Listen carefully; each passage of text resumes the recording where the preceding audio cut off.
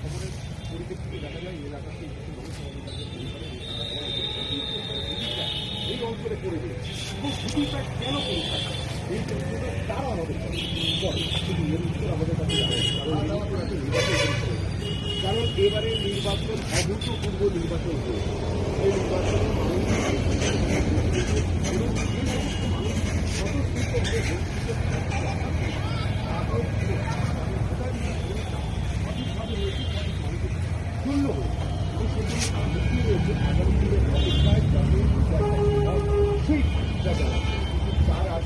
এই ঘটনা আমরা একটু আগে দেখি এবং তারপরে আমি বাকি বলছি যে এই মুহূর্তে যে জায়গাটা রয়েছে সেই জায়গাটায় এখানে আপনারা একটু দেখে নিন চারিদিকে ভিভিপ্যাট পড়ে রয়েছে এবং যে ভিভিপ্যাট আমি আপনাদের হাতে করে দেখাচ্ছি এটা গার্গী চ্যাটার্জি অর্থাৎ নোয়াপাড়া বিধানসভার গার্গী চ্যাটার্জি তিনি বাম প্রার্থী। পাশাপাশি আমি যদি দেখাই এখানে বিজেপি প্রার্থী এখানে রয়েছে অর্জুন সিং এরও রয়েছে এবং এখানে তৃণমূল